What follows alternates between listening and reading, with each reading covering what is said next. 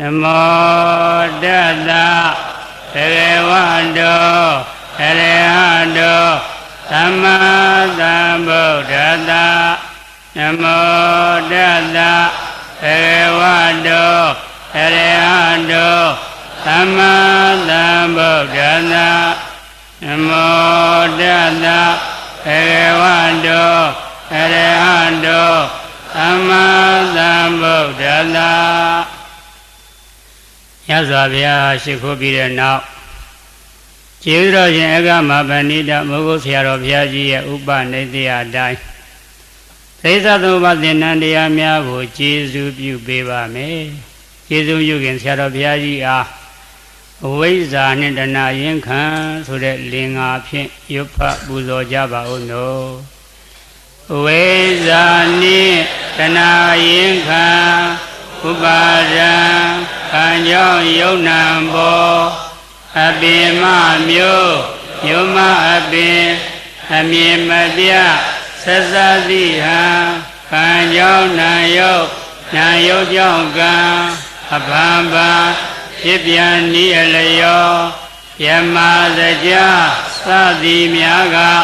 သင်္ရှားပြုပြင်စီရင်ပါစဉ်အကြောင်းရင်းကြောင့်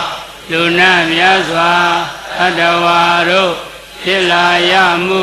မဟုတ်ဘူးဉာဏ်ဖြင့်ရွှေ့မျောတဲ့အဲ့လင်္ကာတွေရအောင်ကြက်ထားဖို့လိုတာပေါ့အဲ့တော့အဲ့ဒီလင်္ကာနှစ်ပတ်ရဲ့အကြောင်းတွေဥဏ္ဏတော်သာရှင်းထားတယ်မနော်အဲ့ဒီပြောလည်းထပ်ပြီးတော့ရှင်းပါအောင်မယ်သို့တော့ဒီနေ့ကတော့ဒီလိုမိုးကုတ်ဝိပဿနာ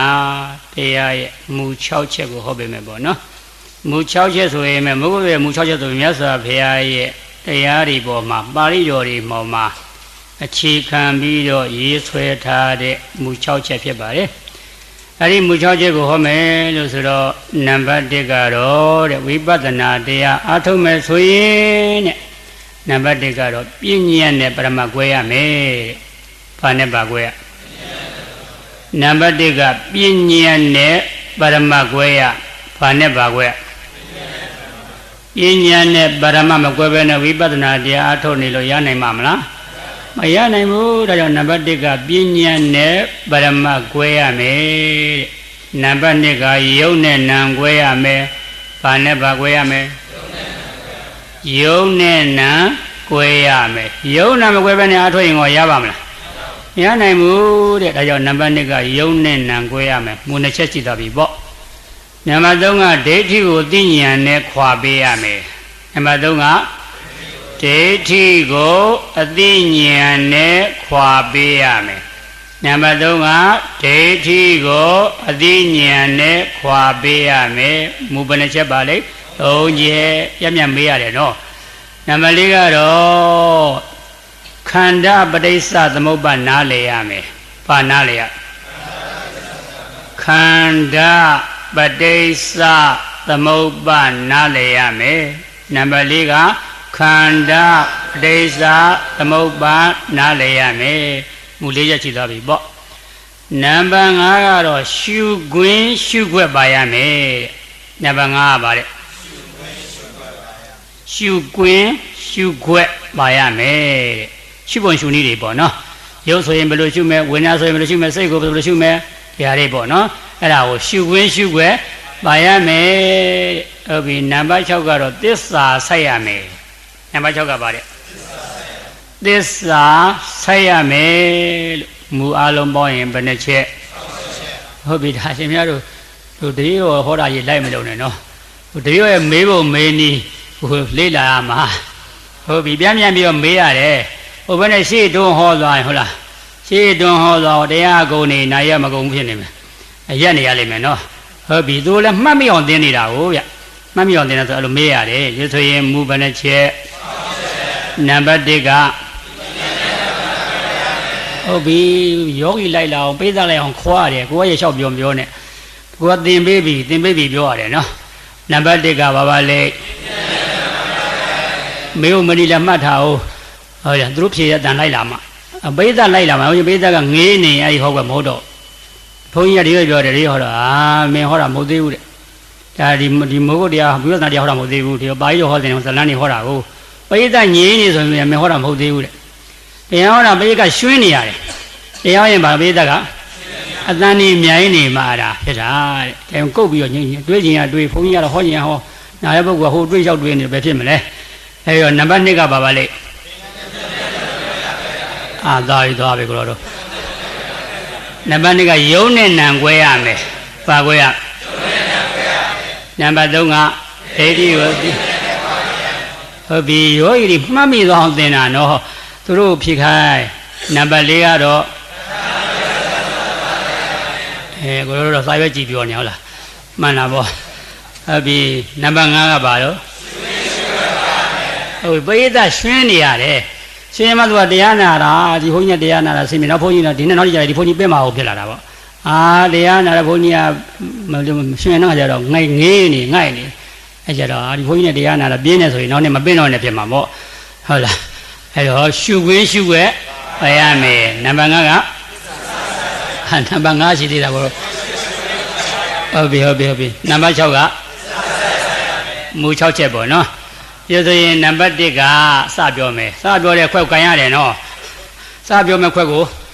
ကန်ရတယ်ဟုတ်ပြီခွက်ကကတော့ခွက်လေးကတော်တော်ခီးရောက်တယ်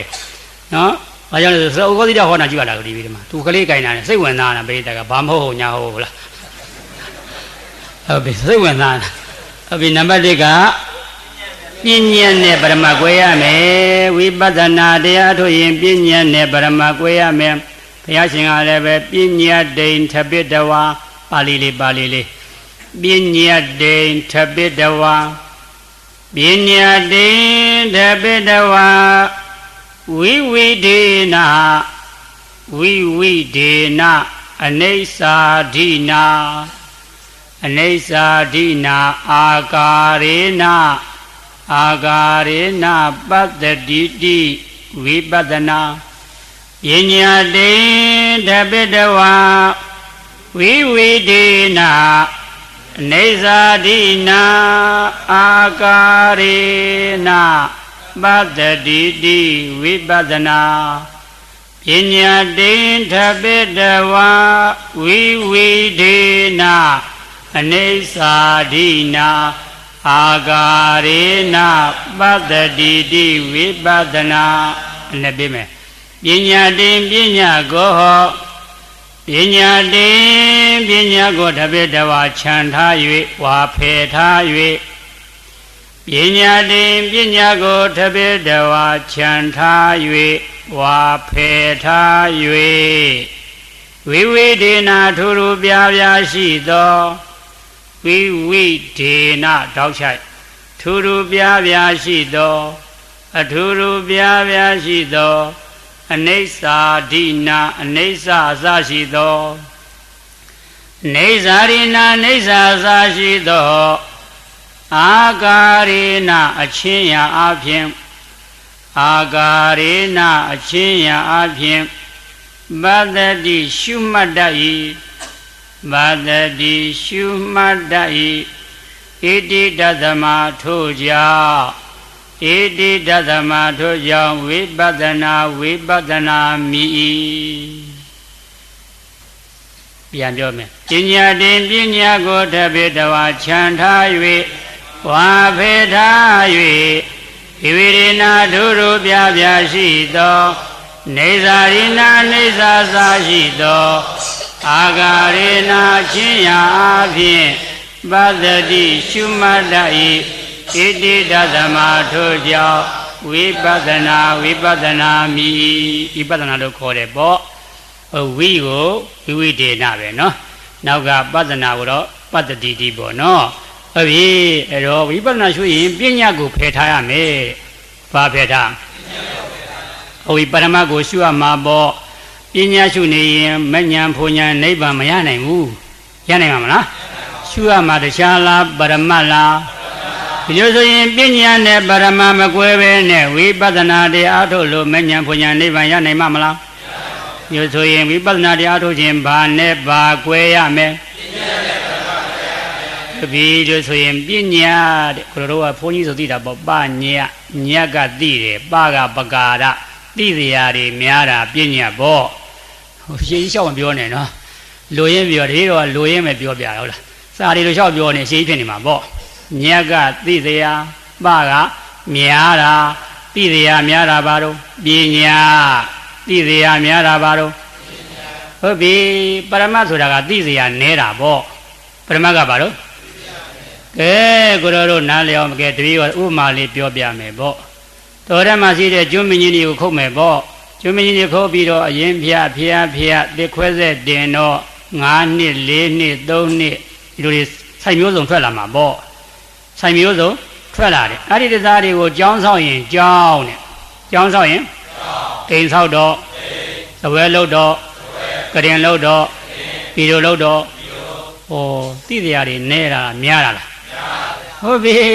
တကယ်တော့ကြောင်းကလည်းတစ်သားပဲအိမ်ကလည်းသဝဲကလည်း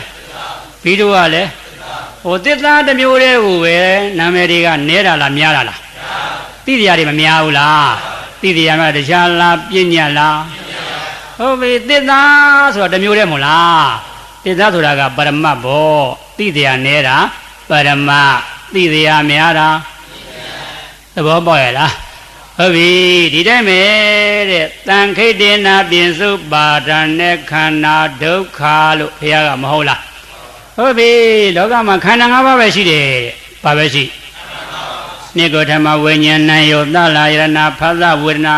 တရားလားခန္ဓာ၅ပါးလားလူကလည်းခန္ဓာ၅ပါးနတ်ကလည်း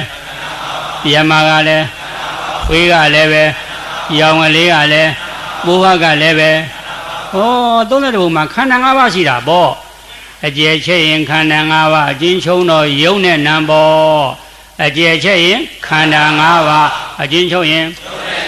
ယုတ်ခန္ဓာက1ပါးနာမ်ခန္ဓာက4ပါး32ဘုံနဲ့မှာအချင်းချုံရင်ယုံနဲ့နံပဲရှိတဲ့အကျယ်ချက်တော့ခန္ဓာ5ပါးနော်ပြောရရင်အဲ့ဒီခန္ဓာ၅ပါးကိုပဲဒီပုံစံဆိုရင်လူလို့ခေါ်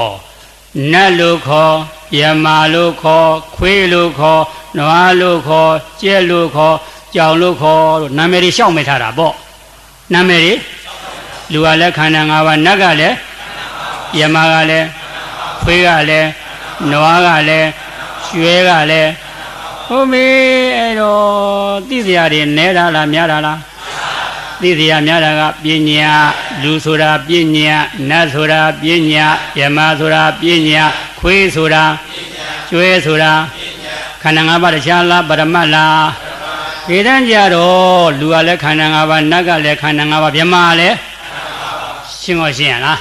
ဟုတ်ပြီခန္ဓာ၅ပါးဆိုတော့သိတရားနဲသွားတာပေါ့သိတရားဟုတ်ပြီကိုလိုလျှောက်ခေါ်နေဆိုရင်အမျိုးမြေတွေအများကြီးမို့လားသိတရားတွေမများဘူးလားသိတရားများတာပညာသိတရားနဲတာဟုတ်ပြီဒါနားလဲအောင်သင်နေတာကိုလိုခန္ဓာကပြောမယ်ပေါ့ကိုလိုခန္ဓာပြောတော့ခေါင်းကြိုက်တယ်ဆိုရင်ခေါင်းကြီးကပညာခေါင်းကြီးကကြိုက်တဲ့သဘောလေးကပရမခေါင်းကြိုက်ရင်ခေါင်းကြီးကပညာကြိုက်တဲ့သဘောလေးကခေါင်းကြီးရမလားကြိုက်တဲ့သဘောလေးကြည့်ရမလားကြိုက်တဲ့သဘောတရားကခိုင်မြဲပြမလားပြောင်းလဲပြမလားဟုတ်ပြီတရားကြည့်နော်ခေါင်းကပထမနင်းနဲ့ကြိုက်မယ်နောက်ထပ်နင်းနဲ့ကြိုက်မယ်တိုးကြိုက်မယ်ပေါ့ဓမ္မ10ရာခိုင်တော့နောက်ထပ်ရာခိုင်တော့20ရာခိုင်တော့30 40 50 60 90ကြိုက်တဲ့သဘောချင်းတောင်မှမတူဘူးနော်အရှင်းနဲ့ပြောင်းလဲတာမို့လားဒါမို့ရင်ကြိုက်တာက100 90 80 90ဒီလိုလည်းဖြစ်ဖြစ်တော့ကြိုက်တာအကြီးစားအလတ်စားအသေးစားမပြောင်းနိုင်ဘူးလားပြောင်းတာမြဲလို့လားမမြဲလို့လားမမြဲတာဖြစ်ပြီးတော့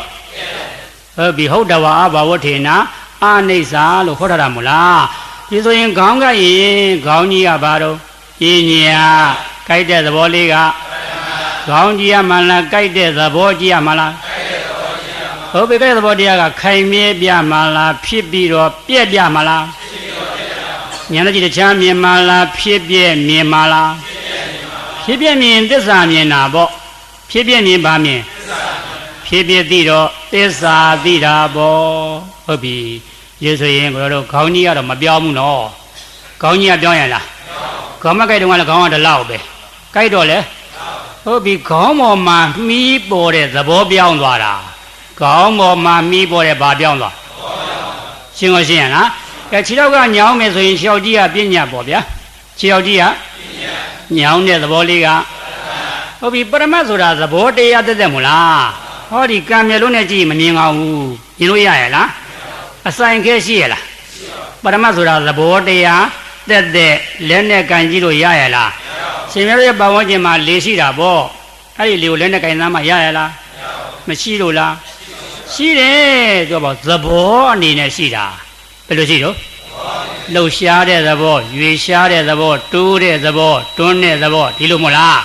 ဟုတ်ပြီလို့ဆိုရင်ခြေောက်ကြီးကညောင်းရင်ခြေောက်ကြီးကပညာညောင်းတဲ့သဘောလေးကခြေောက်ကြီးကမှလားညောင်းတဲ့သဘောကြီးရမလားညောင်းတဲ့သဘောတရားခိုင်မြဲပြမှာလားပြောင်းလဲပြမှာလားဟုတ်ပြီပြောင်းလဲတာမြဲလို့လားမမြဲလို့လားမမြဲတာတခြားလားအနိစ္စလားဟောအိဋ္ဌလက္ခဏာဒုက္ခလက္ခဏာအနတ္တလက္ခဏာပေါ့ဗျာဒါဝိပဿနာရှုနည်းသင်နေတာသဘောပေါက်တယ်နော်ဟုတ်ပြီဒီလိုတော့ဟောဒီလက်ကပူမယ်ဒီလက်ကပူမယ်ဆိုရင်လက်ကြီးကပညာပူတဲ့သဘောလေးကပရမလက်ကြီးရမလားပူတဲ့သဘောတရားကြည့်ရမလားပူတဲ့သဘောတရားကခိုင်မြဲပြမလားပြောင်းလဲပြမလားအပူအသေးသာလက်စားအကြီးစာပေါ့ပူတဲ့အစင်တန်းနေပြောင်းနေမှာပေါ့ဒါကြောင့်ရှင်များတို့သင်တော်ထဲမှာဘာတော့နရီသောတော်ဝိယအဘုစိဏံဘဝတ္တိလို့ဟောထားတယ်မလားနရီသောတော်အဘုစိဏံဘဝတ္တိမြည်ရည်စီးသလိုပဲတဲ့မြည်ရည်ဟုတ်ပြီမြည်တဲ့ရည်တွေကအမြဲတမ်းပြောင်းနေတာပဲသို့တော်တပည့်တို့ကတာမန်ကြည့်ရင်ဒီရည်လို့ထင်ရတာပေါ့ရည်တွေမပြောင်းဘူးလို့မထင်ရဘူးလားတေချာတတိထားကြည့်ဉာဏ်နဲ့စိတ်ကြောရည်တွေကခိုင်မြဲနာလားပြောင်းနာလားရှေ့တွေကအောက်ထက်စီးသွားနောက်ရည်တွေကအစားထိုးလိုက်မှန်ရလားရေစင်တန်းကြီးစင်စက်မပြတ်စီးနေတာမလားဒီတိုင်းမှာဒီထဲမှာလည်းပူတဲ့စင်တန်းကြီးအမြဲတမ်းပြောင်းနေတာအပူအသေးစားအလတ်စားအကြီးစားမပြောင်းဘူးလားဟုတ်ပြီဘုရားတရားလားပရမတ်လားလက်ကမှုနေရင်လက်ကြီးကပြဉ္ညာပရသဘောတရားလေးကပရမတ်လက်ကြီးရမှာလားပူတဲ့သဘောတရားကြီးရမှာလားပူသဘောတရားကြီးပူသဘောတရားကခိုင်မြဲပြမှာလားပြောင်းလဲပြမှာလားပြောင်းလဲတာမြဲလို့လားမမြဲလို့လားအမြဲတာတရားလားအနိစ္စလားဟုတ်ပြီဒါဝိပဿနာနဲ့ရှုနည်းတဲ့ခါတည်းပါသွားတာပေါ့ဒီဆိုရင်နံပါတ်1ကဘာနဲ့ဘာခွဲရရှင်များတို့သဘောပေါက်ရလားမပေါက်ရင်ထပ်မေးလို့ရတယ်သဘောပေါက်ရလားဟုတ်ပြီဒီဆိုရင်နံပါတ်2ကိုသွားမယ်ပေါ့ဗျာဟိုရနာရီကနေရမဟုတ်ဘူးဗျာဟုတ်ပြီနံပါတ်2မေးနံပါတ်2ပြောရင်နံပါတ်2ခွဲကြိုက်ကောက်ပြီးခိုင်းရမှာနော်ဒီမှာချထားတာကြည့်ဦးအယောင်က3မျိုးချထားတာပေါ့လို့ဟိုစိတ်ဝင်စားအောင်ချတယ်ဟိုအပြာရောင်ကြီးချထားရင်ဘယ်ဟုတ်တော့မလဲဟုတ်လားအပြာရောင်2ခွဲနော်ဒီရောင်လေး2ခွဲရောင်က2ခွဲစီချထားတာစိတ်ဝင်စားအောင်လို့ချထားတာခွဲချပုံလည်းတခြားမှတ်ထားအောင်ဟိုအပြာရောင်ကြီးချမထားနဲ့ဟုတ်ပြီနံပါတ်2ပြောချင်ရင်နံပါတ်2ကြိုင်ပေါ့နံပါတ်2ကယုံနဲ့နံခွဲရဘာနဲ့ပါခွဲယုံနဲ့မကွဲရင်ကိုတော့သုတ်တန်နဲ့တွဲရမှာယုံနဲ့မကွဲရင်တွဲရင်လားတွဲရင်သိမှာပဲမှန်လားယုံနံကွဲမှာသုတ်တန်နဲ့လွဲမယ်ယုံနံကွဲမှာဟုတ်ပြီအဲ့တော့တို့သုတ်တန်နဲ့လွဲကျင်လားလွဲကျင်ပါတော့ယုံနံကွဲရမှာပေါ့ဟုတ်ပြီယုံနံကွဲတယ်ဆိုတော့ဒါတခုကိုရှင်များတို့ထိုင်းတာမို့လားထိုင်းတာကယုံထိုင်းတယ်လို့သိတာနာယထာကယုတ်ရတယ်လို့သိတာသွားတာကသွားတယ်လို့သိတာအိဋ္ဌာကအိတ်တယ်လို့သိတာစားတာကဟုတ်ပြီကိုလိုညံနေတဲ့စစ်ဆေးဦးတော့ရမ်းသမ်းလိုက်လာနဲ့စားတာကယုတ်ဆိုကြည့်သမင်းနေရယုတ်ဟင်းနေရယုတ်အောက်ကသွားယုတ်အပေါ်သွားကယုတ်ရှားကလည်းယုတ်မို့လားပုဂ္ဂိုလ်သတ္တဝါပါရလားဘုန်းကြီးရောပါရလားအမျိုးသားရောပါရလားအမျိုးသမီးရောပါရလားဘာနဲ့ပါရှင်းရလားဟုတ်ပြီသမင်းယုတ်ဟင်းယုတ်တွေကိုဟောဒီအောက်သွားဆိုယုတ်ပေါ်သွားယုတ်တွေကကြိတ်ချပြီးဖြစ်စည်းနေတာယုတ်တစ်ခုကိုယုတ်တစ်ခုကဖြစ်စည်းနေတာအဲ့ဒါနံကခိုင်းတာပဲဝါလိုက်ပါအောင်စားလိုက်ပါအောင်မြူလိုက်ပါအောင်ယူလိုက်ပါအောင်စိတ်ကခိုင်းနေတာဗျစိတ်ခက်တဲ့နဲ့လိုက်လို့ရတာမလားအကြောင်းစားတာကယုတ်စားတယ်လို့သိတာနံခန္ဓာကိုယ်ပူရင်ပူတာကယုတ်ပူတယ်လို့သိတာအေးတာကအေးတယ်လို့သိတာညောင်းတာကညောင်းတယ်လို့သိတာနာတာကနာတယ်လို့သိတာရှင်းအောင်လုပ်တာရှင်းအောင်လုပ်တာရှင်များတို့တချို့ကနာတာဝေဒနာတဲ့နာတာဝေဒနာဟုတ်ရလားဝေဒယတိတိခံစားတဲ့သဘောတရားမှာပါတော့ နာရကယုတ်နာရသဘောတရားတွေခံစားရတာမှဝေဒနာမို့လားဟုတ်ပြီညောင်းနာကယုတ်ညောင်းတဲ့သဘောတရားတွေခံစားရတာကမှဝေဒနာရုပ်ဆိုတာဖောက်ပြန်တတ်တယ်မို့လားရုပ်ပတိတိရူပံပူတော့လေခန္ဓာကိုယ်ကြီးကတစ်မျိုးအေးတော့လည်းတစ်မျိုးညောင်းတော့လည်းတစ်မျိုးထုံတော့လည်းတစ်မျိုးကျင်တော့လည်းတစ်မျိုးမဖောက်ပြန်တာမို့လားတပည့်တော်ရဲ့ခန္ဓာကိုယ်ရှင်များတို့ရဲ့ခန္ဓာကိုယ်ကတဘုံနာနဲ့ရှိတာဟုတ်ရဲ့လားအမျိုးမျိုးပြောင်းနေတာအမျိုးမျိုးဒီခန္ဓာကိုယ်ကြီးမီးပေါ်တဲ့သဘောတရားတွေရပူလိုက်ပူပြီးတော့ဖောက်ပြန်အေးပြီးတော့ဖောက်ပြန်ညောင်းပြီးတော့ဖောက်ပြန်ထုံပြီးတော့ဖောက်ပြန်ကျင်ပြီးတော့ဖောက်ပြန်နာပြီးတော့ဖောက်ပြန်တာငါလားရုပ်လားဟုတ်ပြီသိစားမယ်နော်နာတာကရုပ်နာတယ်လို့သိတာနာရှင်းရလားဟုတ်ပြီရှင်းအောင်လုပ်တာပေါ့နံပါတ်1ကဘာနဲ့ဘာကွဲရသဘောပေါက်ပြီနော်ဟုတ်ပြီသဘောပေါက်တာဟုတ်ပြီကိုတို့ကဲကိုတို့ရဲ့အမေဖေးရဟန်းကရမတွေကိုသင်ပြမယ်ယုံနာသင်ပြမယ်လို့သင်မလို့ဟုတ်ပြီရေးကြည့်တယ်ကျန်တဲ့ဟောအပွဲကြီးကိုမဟောရင်နေဦးအပွဲကြီးကိုမဟောရင်နေအိမ်ပြန်သွားပြီရွာပြန်သွားတယ်ပေါ့ဗျာအမေဖေးနဲ့တွေ့မယ်ပေါ့အမေဖေးကဲယုံနဲ့နာကွဲအောင်သင်ပေးမယ်ထိုင်တရားကျုပ်စမှာပေါ့ပြောတတ်ပါမလားညောင်းနာကတရားကြီးရဲ့ခန္ဓာကိုယ်ညောင်းလာရင်ညောင်းနာကညောင်းတယ်လို့သိတာဟုတ်ပြီအဲ့ဒါသင်ပြမှာတပည့်တော်ဒါရှင်များတို့ဟောတတ်အောင်သင်ပြတာဟုတ်ကြရင်ပြန်ပြောပြပေါ့နော်လို့ဆိုရင်ယုံနဲ့နာကွဲသွားပြီပေါ့ဗျာလို့ဆိုရင်နံပါတ်3သွားမယ်နံပါတ်3ကပါတဲ့ဒိဋ္ဌိကိုသိဉာဏ်နဲ့ခွာပေးရမယ်ဟုတ်ပြီအဲ့တော့ဒိဋ္ဌိခွာနည်းက3မျိုးပေါ့ဗျာနံပါတ်1ကအသိဉာဏ်နဲ့ခွာခြင်းဒိဋ္ဌိခွာတွေကနံပါတ်1အသိဉာဏ်နဲ့ခွာခြင်းနံပါတ်2ကအပွားဉာဏ်နဲ့ခွာခြင်းနံပါတ်2ကပါတဲ့အပွားဉာဏ်နဲ့ခွာခြင်းနံပါတ်3ကအပေဉာဏ်နဲ့ခွာခြင်းနံပါတ်3ကအပေဉာဏ်နဲ့ခွာခြင်းလို့ဒိဋ္ဌိခွာနည်းဘယ်နှမျိုးရှိဘေနံပါတ်1ကဒိဋ္ဌိကိုသိဉာဏ်နဲ့ခွာခြင်းနံပါတ်2ကဒိဋ္ဌိကိုအပွားဉာဏ်နဲ့ခွာခြင်း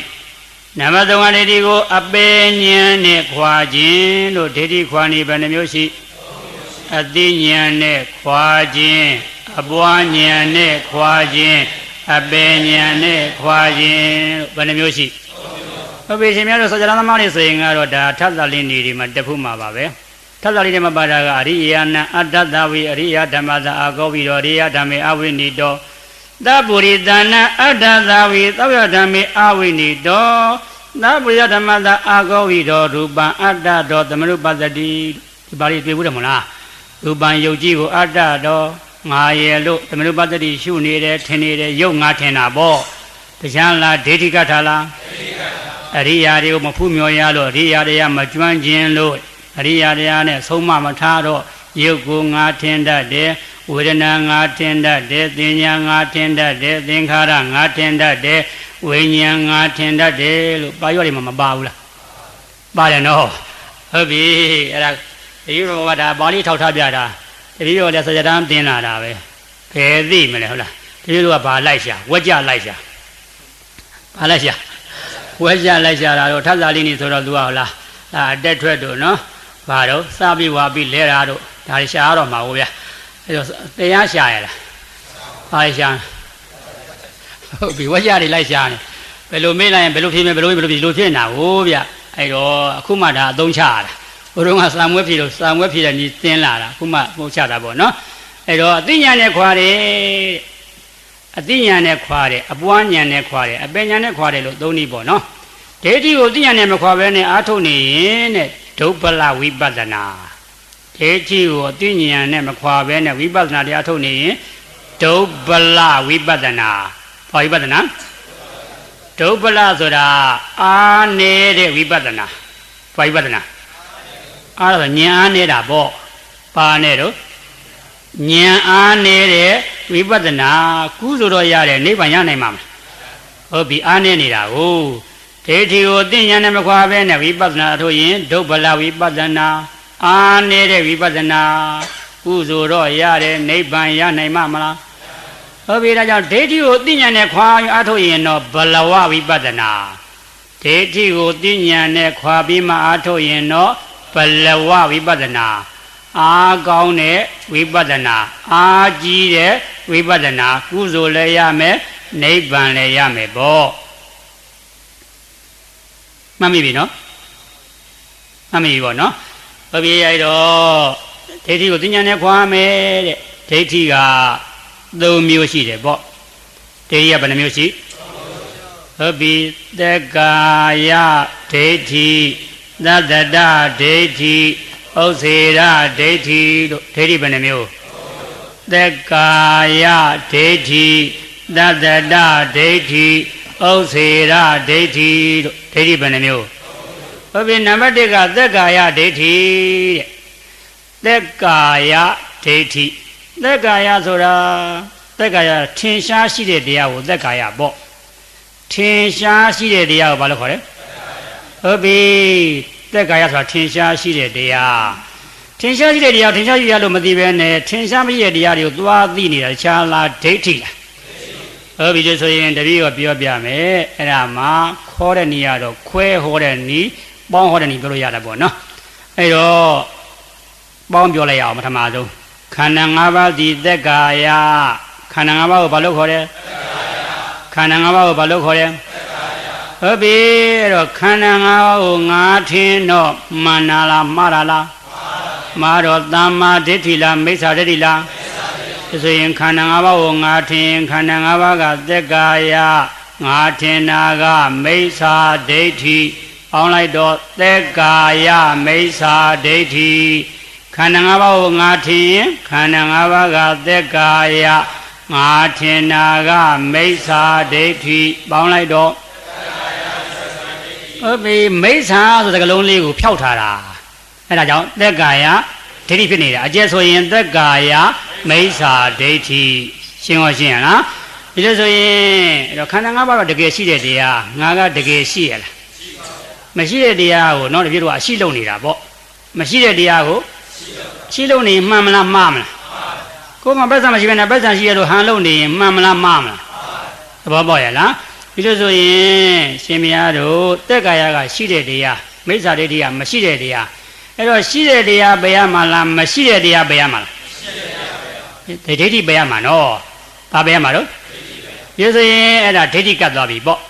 ခန္ဓာ၅ပါးကိုခန္ဓာ၅ပါးလို့သိရင်တော့ဒါမမှန်ဘူးလားခန္ဓာ၅ပါးကိုခန္ဓာ၅ပါးလို့သိရမယ်ပေါ့ခန္ဓာ၅ပါးကသက္ကာယသိတာကသမ္မာဒိဋ္ဌိခန္ဓာ၅ပါးကသက္ကာယသိတာကသမ္မာဒိဋ္ဌိပေါင်းလိုက်တော့ဒီဆိုတော့မှန်မသွားဘူးလားအမှန်တခြားလားမဲ့လားဟောမှန်တော့ဝမ်းထဲမှာမဲ့ပေါ်မှာပေါ့ဉာဏ်ပေါ်မှာပေါ့ဟုတ်ပြီအဲ့တော့ဆိုရင်ရှင်များတို့ခန္ဓာနဲ့ငါနဲ့ပေါင်းရင်ခန္ဓာကသက္ကာယငါကမိစ္ဆာဒိဋ္ဌိအပေါင်းမှားသွားပြီမှားဘူးလားခန္ဓာနဲ့ဘာနဲ့ပေါင်းငါနဲ့ပေါင်းရင်အပေါင်းမှားဟုတ်ပြီခန္ဓာနဲ့ဉာဏ်နဲ့ပေါင်းရင်ခန္ဓာကသက္ကာယဉာဏ်ကသမ္မာဒိဋ္ဌိပေါင်းလိုက်တော့သက္ကာယသမ္မာဒိဋ္ဌိဝမ်းထဲမှာမဲ့မပေါ်ဘူးလားနိဗ္ဗာန်မရနိုင်ဘူးလားဟုတ်ပြီဒါဒိဋ္ဌိကပ်ဖို့ခွာဖို့နော်ခန္ဓာ၅ပါးကိုငါထင်ရင်ဒိဋ္ဌိကတ်တယ်ပေါ့ခန္ဓာ၅ပါးကိုခန္ဓာ၅ပါးလို့သိရင်တော့ဒိဋ္ဌိကွာတယ်ပေါ့တရားနဲ့ကွာတာလားသိဉာဏ်နဲ့ကွာတာလားဒါပေါင်းပြောတာပဲခွဲပြောရအောင်ပေါ့ဘုရောခန္ဓာကိုယ်ကနေပြီးခုနေဆိုဥစဉ်တပည့်တော်ကတရားဟောတယ်တပည့်တော်ရဲ့အသံဃာရှင်များတို့ရဲ့နားကိုမတိုက်ဘူးလားကြားစိတ်မပေါ်ဘူးလားကြားစိတ်ကအခုလောလောဆယ်ထင်ရှားမရှိဘူးလားကြားစိတ်ကလေးကသက္ကာယကြားစိတ်ကလေးကဟုတ်ပြီကြားစိတ်ကလေးပေါ်နေတယ်ငါကြားတယ်လို့သွားပြီးတော့ထင်တော့ကြားစိတ်ငါထင်တော့မှန်လားမှားလားကြားစိတ်ကသက္ကာယငါထင်တာကမိစ္ဆာဒိဋ္ဌိပေါင်းလိုက်တော့ဟုတ်ပြီကြားတာဒီကြားခြင်းနဲ့စိတ်ရှိလို့ကြားတာဘာကြောင့်ကြားတော့ကြားခြင်းနဲ့စိတ်မရှိနာနာကပြောတော့မကြားဘူးဗျကြားရလားကြားခြင်းနဲ့စိတ်ရှိလို့ကြားတာကိုရောတို့သောတေနသတ္တံသုတ်တဝါလို့ပါပြီးတော့တွေးကြတယ်မလားသောတေနမစားတော့တွေးတာပဲအသုံးမချက်တာခက်နေမှန်လားဒီလိုကနဲ့တေးတာသံဝဲဖြေကိုရှောက်မှတ်နေတာကိုဗျာနော်သက္ခုနာရူပံဒိဋ္ဌဝါမြင်စိမ့်နဲ့အစင်းကိုမြင်တာမို့လားဟုတ်ပြီနားနဲ့ကြားစိမ့်နဲ့အတန်ကိုကြားတာမို့လားကာနေနကန္နံကာယတဝါဒီလိုမို့လားဟုတ်ပြီအဲ့တော့ကြားတာဒီကြားစိတ်ကကြားတာဘာကကြား ငါကြားတာဟုတ်ရဲ့လားကြားတာဒီငါကြားတာမို့ကြားစိတ်ကကြားတယ်လို့သိတော့ကြားစိတ်ကသက်ကာယသိတဲ့ဉာဏ်ကသမ္မာဒိဋ္ဌိပေါင်းလိုက်တော့အပေါင်းမှန်သွားတယ်မှန်ရလားအပေါင်းမှန်သွားရင်မှန်ရင်ကတော့ဒါဉာဏ်ဖြစ်တော့သမ္မာဒိဋ္ဌိမကင်ပေါ်ပြီးတော့နိဗ္ဗာန်ရမှာပေါ့အဲကြောင့်ကြားစိတ်ကိုငါထင်ရင်ဒိဋ္ဌိကတ်တယ်ကြားစိတ်ကိုငါထင်ကြားစိတ်ကကြားတယ်လို့သိရင်ဒိဋ္ဌိကွာတယ်ရှင်းရလားဟုတ်ပြီရှင်မြတ်တို့ခန္ဓာကပူတယ်ဆိုရင်ပူတာတခြားလားရုပ်လားဟုတ်ပြီပူတာကိုငါထင်ရင်ဒိဋ္ဌိကတ်တယ်ပူတာကိုငါထင်ပူတာကိုရုပ်လို့သိရင်ဒိဋ္ဌိကွာတယ်ရှင်းရောရှင်းရလားပူတာကိုငါထင်ရင်ဒိဋ္ဌိကတ်တယ်ပူတာကိုရုပ်လို့သိရင်မှန်တော့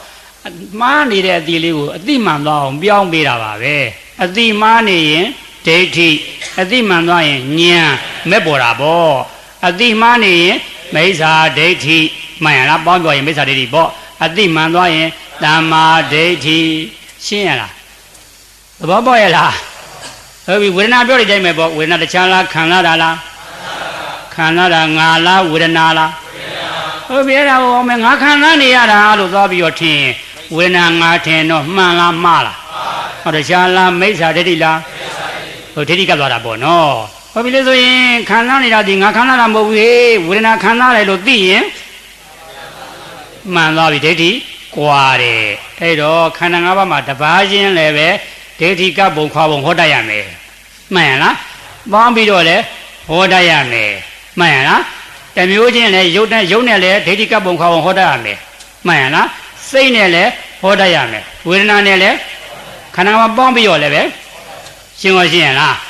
ဟုတ်ပြီရဆိုရင်ဒါသက်ကာယဒိဋ္ဌိပေါ့ဟုတ်ပြီနံပါတ်2ကသတ္တတဒိဋ္ဌိဘာဒိဋ္ဌိသတ္တတကမြဲတယ်ခိုင်တယ်လို့ဒိဋ္ဌိကယူဆတာပေါ့သတ္တတကမြဲတယ်ခိုင်တယ်လို့ဒိဋ္ဌိကယူဆတာပေါ့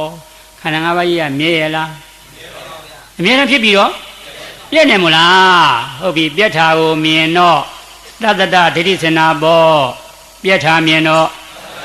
ပြက်ထားသည်မခိုင်လို့ပြက်မမြဲလို့ပြက်ပြက်ထားသည်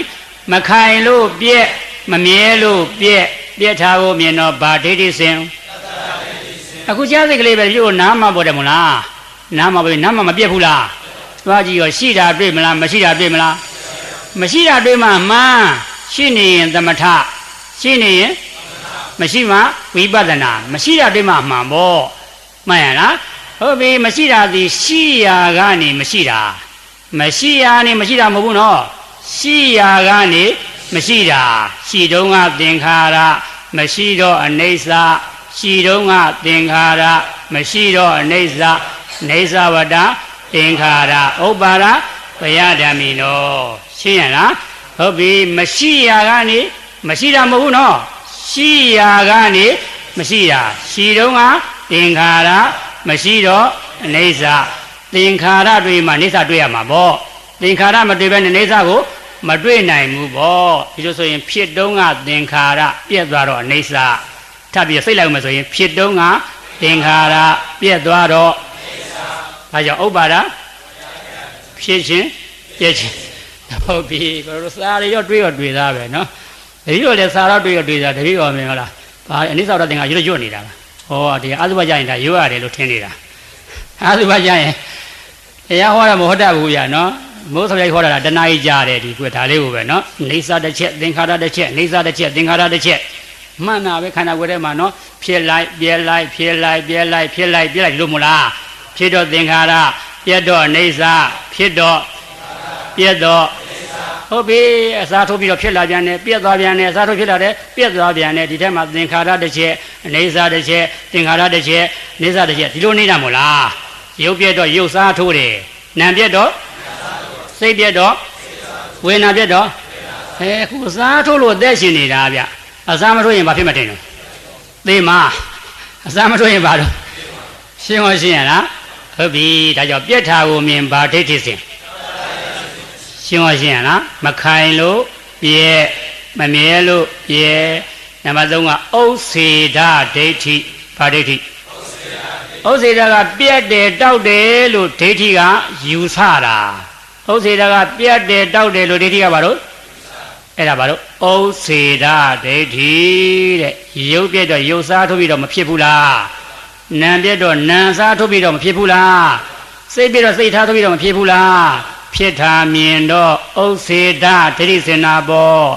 ဖြစ်တာမြင်တော့ဖြစ်တာသည်မပြတ်လို့ဖြစ်တာပေါ့ပြတ်ရင်ဖြစ်ပါမလားဖြစ်တာကိုမြင်ဥစေတာဒိဋ္ဌိစင်နေကြွားတယ်ပေါ့ဟုတ်ပြီဖြစ်တာသည်မပြတ်လို့ဖြစ်တာပြတ်ရင်ဖြစ်ပါမလားပြောဖြစ်တာကိုမြင်ပါဒိဋ္ဌိစင်ဘယ်လိုရှင်းမလားဒိဋ္ဌိသုံးမျိုးဒိဋ္ဌိကိုသိညာနဲ့ခွာပေးရမယ်တဲ့ဒီဆိုရှင်များတို့မေးရအောင်မယ်ပေါ့ရှင်များတို့ငါပြောကြီးစားတော့ဘယ်လိုစားတော့ဟုတ်ဒါတော့လည်းကိုနားလဲတာပဲဟုတ်ပြီစားစရာနှစ်တွေကိုငါပြောငါဖုံးထားတာမို့လားစားစရာနှစ်တွေကိုငါပြောကငါဖုံးထားတာအခွန်စားဆိုင်ရင်နွားဖြစ်မှာပဲအခွန်စားရင်အခွန်ခွာရတယ်မို့လားစားရင်မှနှစ်တွေ့တာဒီလိုခန္ဓာကိုလည်းဒိဋ္ဌိကဖုံးထားတာခန္ဓာကိုလည်းဒိဋ္ဌိကဘုံတော့ခန္ဓာပြောက်နေတာပေါ့ဒိဋ္ဌိကငါပြောခွန်ခန္ဓာ၅ပါးငါပြောစီအနှစ်ဒိဋ္ဌိကဘာလို့ခန္ဓာ၅ပါးကဟိုအဲ့တော့တပြည့်တော့ထိုင်တာလဲငါပဲသွားတာလဲရတာလဲ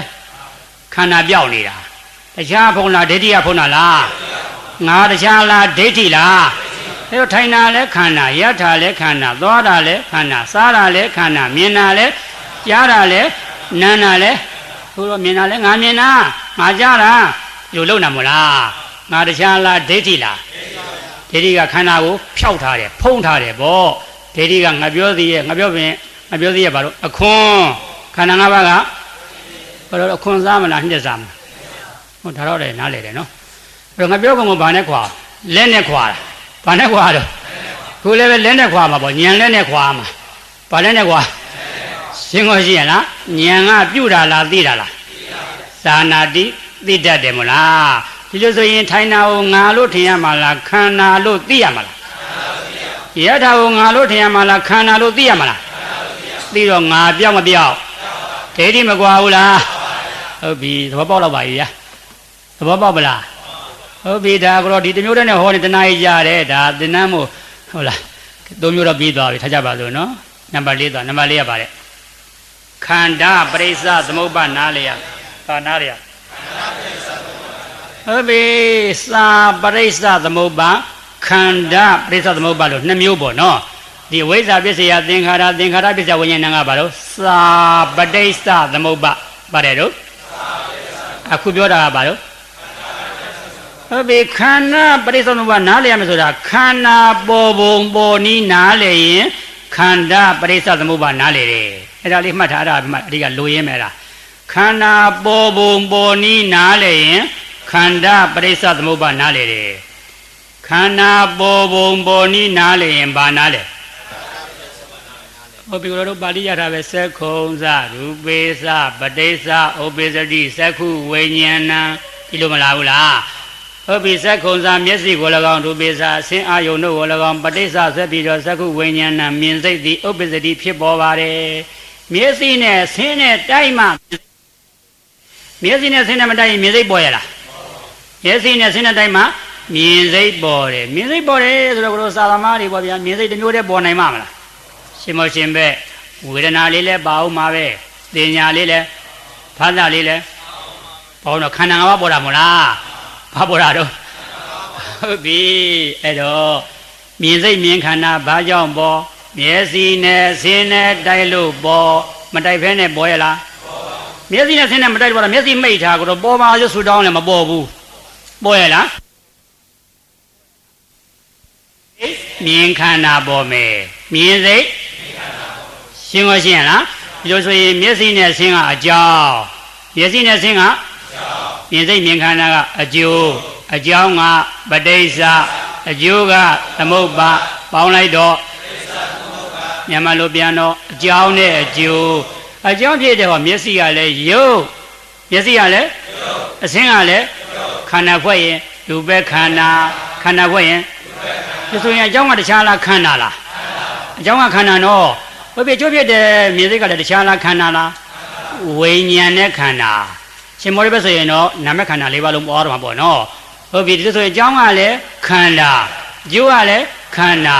ဒီထဲမှာအကြောင်းထဲမှာညာနဲ့သွားရှာငါးတွေသူတွေပါရလားအကြောင်းကငါလားသူလားခန္ဓာလားအကျိုးထဲမှာညာနဲ့သွားပြီးတော့ရှာယောက်ျားတွေမိန်းမတွေတွေ့ရလားတခြားလားခန္ဓာလားအကြောင်းကလည်းခန္ဓာအကျိုးကလည်းခန္ဓာအကြောင်းပေါ်မှာဉာဏ်ရှင်းတော့ဝိသိကိစ္စသေးတယ်အကြောင်းပေါ်မှာဉာဏ်ရှင်းတော့ဉာဏ်ရှင်းတဲ့ဆိုတာအကြောင်းထဲမှာငါမပါသူမပါဘူးဟေးအကြောင်းဆိုတာခန္ဓာပဲလို့သိသွားရင်ရှင်းသွားတာပေါ့တန်တရားတွေမပြောက်ဘူးလားဟုတ်ပြီအကျိုးပေါ်မှာဉာဏ်ရှင်းတော့ဒိဋ္ဌိကွာတယ်ပေါ့အကျိုးပေါ်မှာဉာဏ်ရှင်းတော့အကြောင်းပေါ်မှာဉာဏ်ရှင်းတော့ဝိသိကိစ္စသေးတယ်အကျိုးပေါ်မှာဉာဏ်ရှင်းတော့ဒိဋ္ဌိနဲ့ဝိသိကိစ္စသေးတော့ဘာဖြစ်တော့ရှင်းရှင်းရလားဒိဋ္ဌိကလည်းကိလေသာဝိသိကိစ္စလည်းကိလေသာကိုဉာဏ်နဲ့တာတာမို့လားကိလေသေမာရင်တော့နိဗ္ဗာန်ကိစ္စတိခိုးတော့စာမွဲဖြေတာဒါလက်ဒီသုံးချမှာဟုတ်ပြီနော်အဲ့တော့ဉာဏ်ဆိုတခြားလားသိတာလားအကြောင်းကလည်းခန္ဓာလို့သိရမှာပေါ့အကျိုးကလည်းအကြောင်းခန္ဓာလည်းဖြစ်ပြီးတော့ပြည့်အကျိုးခန္ဓာလည်းအကြောင်းကလည်းအနိစ္စအကျိုးကလည်းအနိစ္စမရှင်းဘူးလားသဘောပေါက်ပြီပေါ့နော်ဒီဆိုရင်ကြားစိတ်ကြားခန္ဓာဘာကြောင့်ပေါ့နာနဲ့အတန်နဲ့တိုက်လို့ပေါ့တောတင်စဓာဒေစရိုးပေါ့ဗျာအခုတို့စာသမားဆိုစာရွတ်တိုင်အောင်ပထမရွတ်ဟောရင်ဟောအဲရွတ်မဟောနဲ့ရှေ့ပိုင်းတော့ရွတ်ဟောပေါ့ကြာကြာဟောလာရင်တော့ပြဿနာတို့ရွတ်မဟောတော့နဲ့ကိုယ်ရွတ်နေတာဘယ်အကောင်းလဲဟိုဒါတော့တည်သားပဲဒါကြောင့်မိုးဆိုရသိမယူဘူးသူကသဘောပေါက်အောင်ရင်ဟောနေတာနာနဲ့တန်နဲ့တိုက်ရင်ဘာစိတ်ဘာခန္ဓာပေါ်နာနဲ့တန်နဲ့မတိုက်ဘဲနဲ့ကြားစိတ်ကြားခန္ဓာပေါ်ရမလားရှားတဲ့ကလေးကနာမှာပေါ်နာမှာပြဲမှန်ရလားဟုတ်ပြီနာနဲ့အတန်ကအကြောင်းကြားစိတ်ကအကျိုးအကြောင်းကပဋိစ္စအကျိုးကသမုပ္ပါပေါင်းလိုက်တော့ဒါပြစ္ဆုတ်ပံခန္ဓာပုံပြောနေတာနော်ဘာခန္ဓာရှုရမှာကပြစ္ဆုတ်ပံခန္ဓာရှုရမှာမို့လားပြစ္ဆုတ်ပံခန္ဓာအထဲခန္ဓာလားသဘောခန္ဓာလားဘုရားကကြားစိတ်ကြားခန္ဓာပေါ်သားပဲအဲ့ကြားခန္ဓာဟောဒီကံမြတ်တို့နဲ့ကြည်စံမြင်ရလားမရှိတော့လားဘယ်လိုရှိလို့သဘောအနေနဲ့ရှိတာဘယ်လိုရှိရောသဘောပေါက်ရလားဒီဆိုရင်အကြောင်းကလည်းခန္ဓာကျိုးကလည်းနာကြည့်ကလည်းနာလည်းရုပ်မို့လားအတန်ကလည်းဒီဆိုရင်ကိုတို့မရအောင်မမအေးအတန်နဲ့နီနီဝင်းရွှေတန်ဘယ်တန်အကောင်းတော့ဟာသွားပြီကိုတို့မှားပြီအတန်ကရုပ်မို့လားရုပ်ခန္ဓာဖွဲတော့သစ္စာဖွဲတော့ဘာသစ္စာမမအေးတန်ကလည်းဒုက္ခသစ္စာနီနီဝင်းရွှေတန်ကလည်းဘယ်အကောင်းတော့ဟာခုမှသဘောပေါက်သွားတာကတော့ဟုတ်ပြီကောင်းတယ်ဆိုတာဝမ်းနဲ့ကလောဘဗျာလောဘကကောင်းနေတာဘာကောင်းနေဟုတ်ပြီမကောင်းတာတရားလားဒေါသလားဝမ်းနဲ့ကသတ်မှတ်နေတာဒီမှာလောဘဇောတွေဒေါသဇောတွေပေါ်နေတာပေါ့အဲ့ဒါကိုတပြည့်တော့သဘောမပေါက်မိဘူးနော်ကောင်းတယ်ကောင်းနေတာပြောတယ်ဟိုကပြက်သွားပြီရှင်းတယ်နော်ဒီလိုဆိုရင်အကြောင်းလဲခန္ဓာကျိုးလဲခန္ဓာရှင်းပြီပေါ့ဗျာကဲနှာခေါင်းနဲ့နားနဲ့တော့ဘာစိတ်ပေါ်နှာခေါင်းနဲ့နားနဲ့မတိုက်ရင်နာစိတ်ပေါ်ရလားဟုတ်ပြီနှာခေါင်းနဲ့အနံ့ကအကြောင်းမှန်ရလားနာစိတ်ကအကျိုးအကြောင်းကအကျိုးကအောင်းလိုက်တော့အကြောင်းဖြစ်တဲ့နာကလည်းနှာခေါင်းကလည်းယုတ်ခန္ဓာပတာရမို့လားဟုတ်ပြီအနံ့ကလည်းဒီဆိုရင်ရေမွေးနံ့ကလည်းယုတ်ချွေးနံ့ကလည်းယုတ်ဘယ်ယုတ်ကကောင်းဟုတ်ရလားဘယ်လိုဝမ်းနဲ့ရှင်းအောင်လုပ်တာနော်ဝမ်းနဲ့မှညံပေါ်ရင်ကတော့ဘယ်မှမကောင်းဘူးညံမပေါ်ရင်ကတော့ကောင်းနေဆိုရင်ဘာလို့ဝမ်းနဲ့မှလောဘမကောင်းဘူးဆိုရင်ဒေါသလာပြီပေါ့ဗျာဟုတ်ပြီဝမ်းနဲ့မှပေါ်တာကိုအဲ့တော့အနံ့ကလည်းနှာခေါင်းကလည်းယုတ်အနံ့ကလည်းယုတ်ကတခြားလားခန္ဓာလားဘာခန္ဓာလို့ရူပခန္ဓာဟုတ်ပြီနာသိကတခြားလားခန္ဓာလားဝိညာဉ်နဲ့ခန္ဓာပေါ့ဗျာရှင်မောရှင်မဲ့နာခန္ဓာလေးပါလို့တော့ပေါ်အောင်မှာပေါ့နော်ဒါဆိုအကြောင်းလဲခန္ဓာအကျိုးလဲခန္ဓာဆိုတော့အကြောင်းထဲမှာလဲငါမပါဘူးသူမပါဘူးအကျိုးထဲမှာလဲအကြောင်းမိမပါရလားအကြောင်းလဲခန္ဓာအကျိုးလဲခန္ဓာဆိုတာပုဂ္ဂိုလ်လားဓမ္မလားဓမ္မဆိုတာအထေလားသဘောလား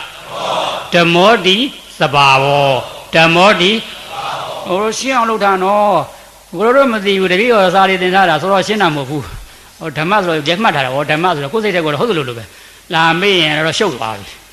ဓမ္မဆိုတာဘာလို့သဘောဓမ္မဆိုတာဘာသဘောတို့နေသသဘော ဒုက္ခသဘောအနတ္တသဘောမမြဲတဲ့သဘောဆင်းရဲတဲ့သဘောအစိုးမရတဲ့သဘောတွေဟုတ်ရလားဟုတ်ပြီဒီသဘောလာမှာနော်ကိုကရှင်းနေမှာကိုကမှမရှင်းမနဲ့ရှုပ်နေသူများသွားပြောရှုပ်နေမှာပေါ့ပိုင်အောင်လုပ်တာပေါ့နော်ဒါဆိုရင်နောက်ကရှာနဲ့ရသနဲ့တိုက်တော့ဗာစိတ်ပေါ်စိန်ဝင်စရာသေးစ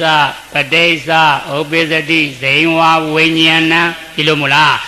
ဟုတ်ပြီရှာနဲ့အရသနဲ့တိုက်တော့စားစိတ်ပေါ်တာပေါ့ဗျာ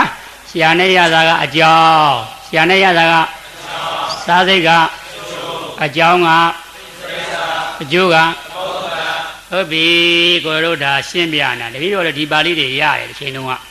ဒီပါဠိတွေရတယ်သို့သောသဘောမှတော့မပေါက်ဘူးဗျမစားအစာကိုဗျတပည့်တော်သဘောပေါက်တာတော့ပြောတာနော်ကိုတို့ပေါက်ချင်ပေါက်မှာပေါ့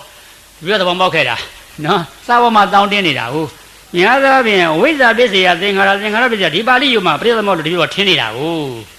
နော်အဲ့ဒီဇိမ်ဝင်စားတာတရားတွေ့ရတွေ့တာဒါအကြောင်းနဲ့ကြွတာပြိဿမောဘလို့မထင်ဘူးထင်ရလားဒါတော့ခန္ဓာလို့ပြောရင်ပြိဿမောပါပြီးသားပဲခန္ဓာဆိုရင်ဟုတ်ပြီသစ္စာဆိုလို့ရှိရင်လေအကြောင်းကသမုဒိယသစ္စာမှန်ရလားဟုတ်ပြီဒါကြောင့်ရှာနဲ့ရတာကရုပ်ဆိုတော့ရူပခန္ဓာပေါ့စားစိတ်ကဝိညာဉ်နဲ့ခန္ဓာပေါ့အကြောင်းကလည်းခန္ဓာအကျိုးလည်းအကြောင်းခန္ဓာလည်းဖြစ်ပြီးတော့အကျိုးခန္ဓာလည်းရုပ်သွင်းသုံးတဲ့ဘုံနဲ့မှာဖြစ်ပြပဲရှိတာပေါ့ဗျာဘာပဲရှိတော့ဖြစ်ပြကတရားလားဒုက္ခသစ္စာလားဒါကြောင့်တန်ခိတ်တေနာ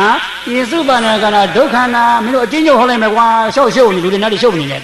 ဒုက္ခသစ္စာပဲရှိတာကွာခန္ဓာမှပဲရှိတာကွာလို့ဘုရားမဟုတ်လားဘုရားကမှန်းနေတာပဲနော်တကယ်တော့လက်မခံလို့မှန်ရလားဒီလိုဘုရားကိုကန့်လန့်လို့ဘုရားကပြန်ကာယင်စာသုဒ္ဓဘေစာပဋိစ္စဥပိသတိဘာလို့ခန္ဓာကိုယ်နဲ့ကျမ်းမြင်တဲ့ထီတော့ထိစိတ်မပေါ်ဘူးလားခန္ဓာကိုယ်နဲ့အဝတ်နဲ့ကျမ်းမြင်တဲ့မထီရင်ထိစိတ်ပေါ်ရလားပေါ်ပါလို့ဆူတောင်းလည်းမပေါ်ဘူးနော်ဒီဆိုရင်ခန္ဓာကိုယ်နဲ့အဝတ်ကအကြောင်းထိစိတ်ကအကျိုးအကြောင်းကအကျိုးကပေါင်းလိုက်တော့ခန္ဓာကိုယ်ကြီးကလည်းယုတ်ကျမ်းမြင်ကလည်းယုတ်ခန္ဓာဖွဲ့တော့ရူပခန္ဓာမှန်ရလားထိစိတ်ခန္ဓာဖွဲ့တော့ဝိညာဉ်နဲ့ခန္ဓာအကြောင်းလဲခန္ဓာအကျိုးလဲယောက်ျားမိန်းမတွေပါရလားသူတွေနဲ့တွေပါရလားဟုတ်ပြီငါးတွေသူတွေပါရလားအကြောင်းလဲခန္ဓာအကျိုးလဲအဲ့ခန္ဓာကအထေခန္ဓာလားသဘောခန္ဓာလားဟုတ်ပြီကံမျက်လုံးနဲ့မြင်လို့မရတဲ့ခန္ဓာပေါ့မှန်ရလားဟုတ်ပြီအဲ့သဘောခန္ဓာကခိုင်မြဲနာလားဖြစ်ပြီးတော့ပြက်နာလားအကြောင်းခန္ဓာလည်းဖြစ်ပြီးတော့ယုတ်ခန္ဓာလည်းဖြစ်ပြီးတော့သဘောပေါက်ရလားဟုတ်ပြီဒါကြောင့်နောက်ကမနင်းစဓမ္မေစဒေသဥပ္ပဇ္ဇတိမနောဝိညာဏစိတ်နဲ့တွေးစရာနဲ့အာရုံနဲ့ဆိုရင်တွေးတောစိတ်မပေါ်ဘူးလားဟုတ်ပြီစိတ်နဲ့တွေးတောစရာကအကြောင်းတွေးတောစိတ်ကအကျိုးအကြောင်းကအကျိုးကပေါင်းလိုက်တော့ညမလို့ပြန်တော့အကြောင်းနဲ့အကျိုးအကြောင်းကပုဂ္ဂိုလ်လားဓမ္မလားဓမ္မဘောစိတ်ကနာမ်မို့လားဝိညာဉ်နဲ့ခန္ဓာမို့လားတွေးစရာအောင်နဲ့မှတော့ရုပ်ခန္ဓာလည်းပါမယ်ဉာဏ်ခန္ဓာတွေလည်းမပါဘူးလားတွေးစရာအောင်နဲ့အများကြီးမို့လားဟိုလိုသိညုံမှာသင်ရတော့ပါတော့ဟုတ်ပြီမနောဝိညာဉ်တက်တဲ့ခါမှာနော်ဘာတော့လူကပညာတွေလည်းပါတယ်မို့လားပညာတွေလည်းအဲ့လောက်ဒီအောင်နဲ့ရှင်းပြအောင်လည်းဘောလေးရှုပ်သွားလိမ့်မယ်နော်ဟုတ်ပြီဒါဆိုရင်အကြောင်းကခန္ဓာပေါ့ဗျာအကျိုးလည်းခန္ဓာအကြောင်းခန္ဓာလည်းဖြစ်ပြီးတော့အကျိုးခန္ဓာလည်းဖြစ်ပြီးတော့ပရိစ္ဆေသမုပ္ပါ6မျိုးဘယ်နှမျိုးတော့မျက်စိဘောက်ကပရိစ္ဆေသမုပ္ပါနားဘောက်ကပရိစ္ဆေသမုပ္ပါနှာခေါင်းဘောက်ကပရိစ္ဆေသမုပ္ပါရှားဘောက်ကကိုယ်ဘောက်ကမနောဘောက်ကဒီဆိုရင်အဲ့ဒါခန္ဓာပေါ်ရာဌာန6ဌာနခန္ဓာပေါ်ဌာနဟုတ်ပြီမြင်ခန္ဓာကဘယ်မှာပေါ်မျက်လုံးမှာပေါ်ရှားခန္ဓာကနာမ်ခန္ဓာကသခန္ဓာကရှားမှာပေါ်ထိခန္ဓာကကိုယ်မှာပေါ်တွေးခန္ဓာကဝမ်းထဲမှာပေါ်တယ်မှန်ရလားခန္ဓာပေါ်ဌာန6ဌာနတပြိုင်နဲ့ပေါ်ရမယ်တဏှာပဲပေါ်မယ်တဏှာပဲကြည့်ရမှာပေါ့နော်ဟုတ်ပြီဟောဒီမြင်ခန္ဓာကမျက်လုံးမှာပေါ်တယ်ဒီကနေပြီးတော့နားရှိပြီးပေါ်လို့ရရတယ်ဒီနေရာပေါ်ဒီနေရာပြည့်ရှင်းရလားအဲ့ဒါခန္ဓာပေါ်နည်းနားလေရင်ဘာနားလေ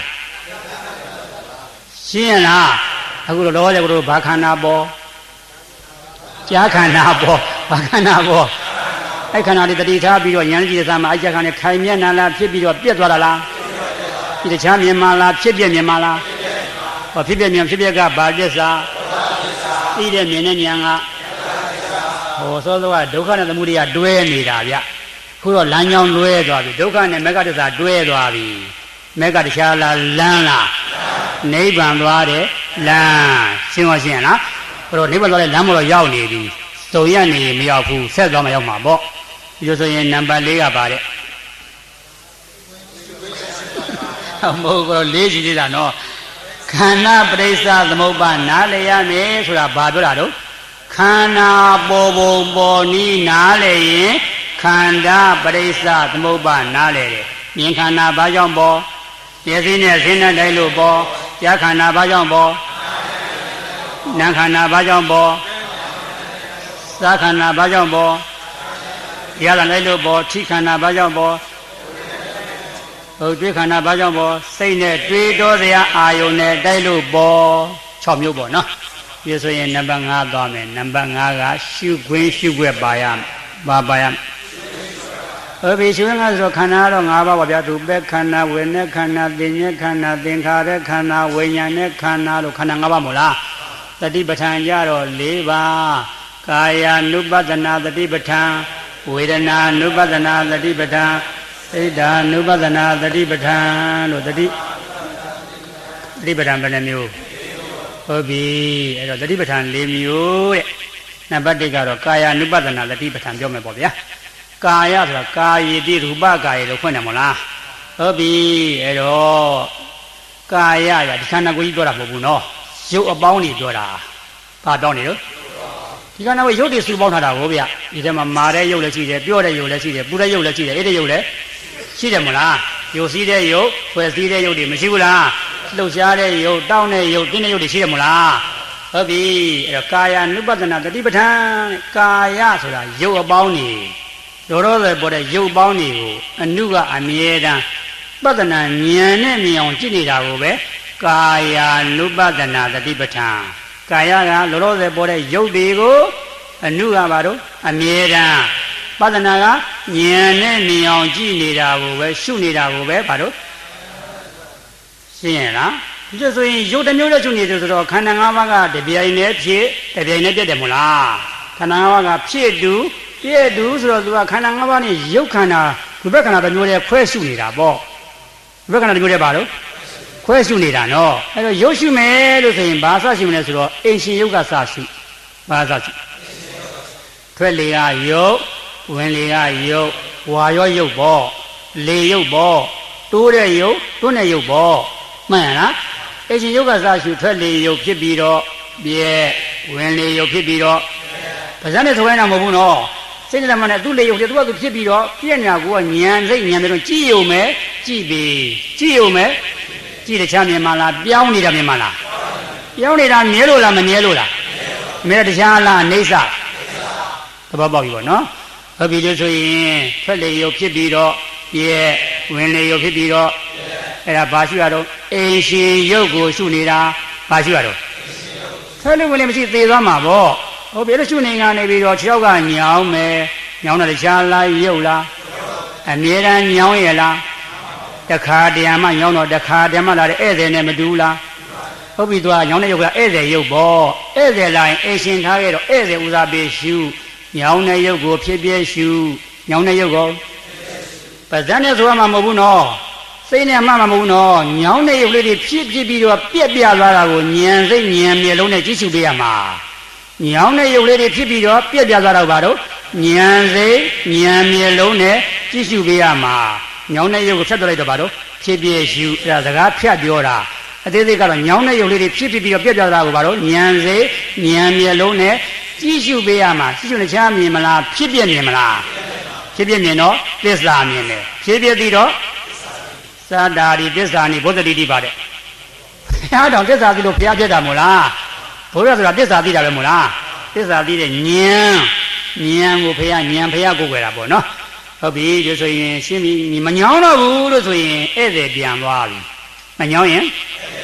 အေရှင်ပြန်ရှုထွက်လေရုပ်ဖြစ်ပြီးတော့ပြဲဝ ဝင်လေရုပ်ဖြစ်ပြီးတော့ပြည့်အိမ်ရှင်ပြန်ရှုတာပေါ့ရှုနေကနေခါအောင်မယ်အောင်တာတခြားလိုက်ရုပ်လားအမြဲတမ်းအောင်ရလားတခါတည်းအောင်တယ်မို့လားတခါတည်းမှလာတယ်ဧည့်သည်နဲ့မတူလားဧည့်သည်လာရင်အိမ်ရှင်ထားခဲ့ဧည့်သည်ပူဇာပေးရှုအောင်တဲ့ရုပ်ကိုပါတော့ဖြစ်ပြည့်ရှုသဘောပေါက်ရလားမောင်းတော့ရင်ဘာဖြစ်သွားဧည့်သည်ပြန်သွားပြီးအိမ်ရှင်ပြန်ရှုအဲ့ဒါဘာနည်းတဲ့ကာယ ानु ပဒနာကာယေကာယ ानु ပတိဝိတ္တိအာတာပိသမ္ပဇာနောတတိမဝိနေယလောကေဘိဇာဒေါမနတံလို့ပါတယ်မို့လားတတိပဌာန်မှာဟောတာတယ်မြတ်စွာဘုရားကပထမကသမာဓိထူထောင်တဲ့အခန်းပေါ့ဗျာသမာဓိရှိကကြောင့်ဉာဏ်တက်လာပြီဆိုတော့ကဘာဟောမြတ်စွာဘုရားစတော့သမုဒယဓမ္မာနုပတိဝကာယသမိန်ဝိရတိရုပ်ကလေးဖြစ်နေတာကိုမင်းတို့မြင်အောင်ကြည့်သမုဒယဓမ္မာဖြစ်တဲ့ဓမ္မလေးကိုအနုအမြဲတမ်းပတ်ပြီးကြည့်ပြီးတော့နေပါတဲ့ဖြစ်တာလေးကိုကြည့်နေပါတဲ့ပထမဟောတာနော်အဖြစ်ပဲသိအောင်လုပ်ပါတဲ့ဘာသိအောင်လုပ်နောက်ကြတော့ပြန်ဟောတယ်ထိတယ်ပါဠိတော်မှာလားဝေယဓမ္မာနုပတိဝါပြည့်နေတဲ့တရားလေးကိုကြည့်နေပါတဲ့ပြည့်နေတဲ့တရားလေးကိုပြောင်းသွားပြန်မယ်နော်ဟုတ်ပြီနောက်ကြတော့သမုဒိယဝေယဓမ္မလူကဖြစ်တာနဲ့ပြတာဇုံမြင်အောင်ကြည့်တဲ့ဖြစ်တာနဲ့ပြတာကို